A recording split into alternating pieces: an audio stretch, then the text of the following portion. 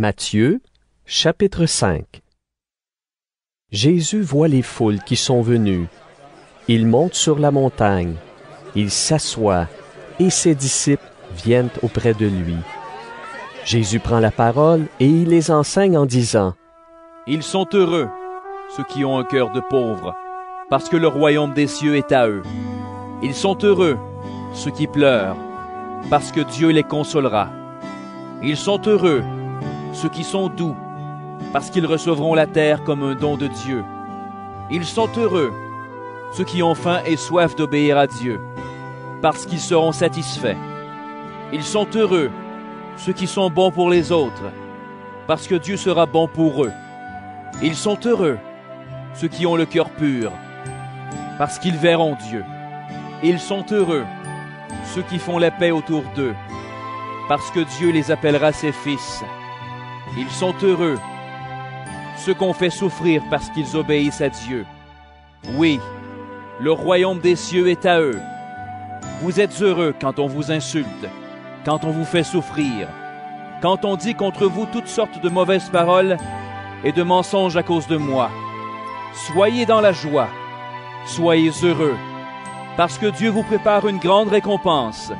En effet, c'est ainsi qu'on a fait souffrir les prophètes qui ont vécu avant vous.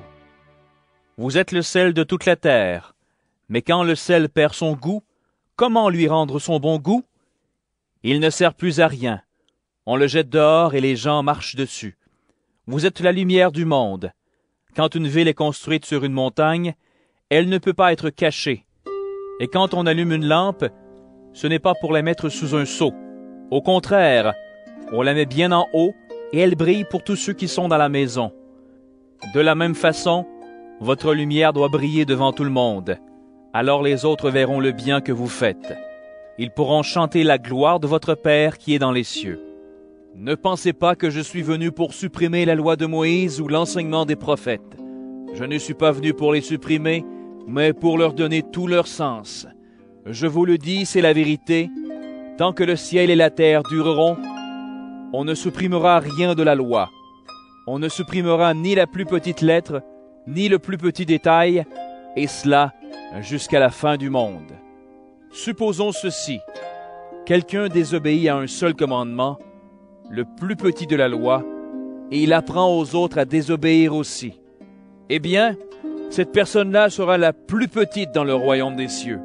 Mais si quelqu'un obéit à la loi et apprend aux autres à obéir aussi, cette personne-là sera importante dans le royaume des cieux. Oui, je vous le dis, obéissez à la loi mieux que les maîtres de la loi et que les pharisiens. Sinon, vous n'entrerez pas dans le royaume des cieux. Vous avez appris qu'on a dit à vos ancêtres, « Tu ne dois tuer personne. Celui qui tue quelqu'un, on l'amènera devant le juge. » Mais moi, je vous dis, si quelqu'un se met en colère contre son frère ou sa sœur, on l'amènera devant le juge. Si quelqu'un dit à son frère ou à sa sœur, « Imbécile !» on l'amènera devant le tribunal. Si quelqu'un insulte son frère ou sa sœur, cette personne mérite la terrible punition de Dieu. Donc, supposons ceci. Tu viens présenter ton offrande à Dieu sur l'autel. À ce moment-là, tu te souviens que ton frère ou ta sœur a quelque chose contre toi. Alors, laisse ton offrande à cet endroit, devant l'autel, et va d'abord faire la paix avec ton frère ou ta sœur. Ensuite, reviens et présente ton offrande à Dieu.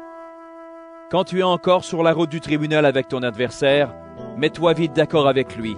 Sinon, il va te livrer au juge, le juge va te livrer à la police, et on va te jeter en prison.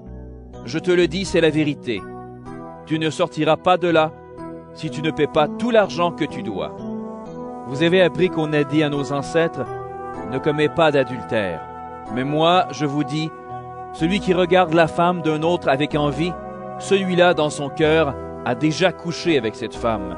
Si ton œil droit te fait tomber dans le péché, arrache-le et jette-le loin de toi. Pour toi, il vaut mieux perdre une seule partie de ton corps. C'est mieux que de garder ton corps tout entier et d'être jeté dans le lieu de souffrance. Si ta main droite te fait tomber dans le péché, coupe-la et jette-la loin de toi. Pour toi, il vaut mieux perdre une seule partie de ton corps. C'est mieux que de garder ton corps tout entier et d'aller dans le lieu de souffrance. On a dit aussi, celui qui renvoie sa femme doit lui remettre une lettre de divorce. Mais moi, je vous dis, un homme ne doit pas renvoyer sa femme, sauf quand le mariage est contraire à la loi. En effet, quand un homme renvoie sa femme, il la pousse à commettre un adultère, parce qu'elle va se remarier. Et quand un homme se marie avec une femme renvoyée, il commet un adultère. Vous avez appris aussi qu'on a dit à vos ancêtres, « Tu ne dois pas être infidèle à tes serments, mais tu dois faire tout ce que tu as juré devant le Seigneur. » Mais moi, je vous dis, ne faites pas du tout de serment.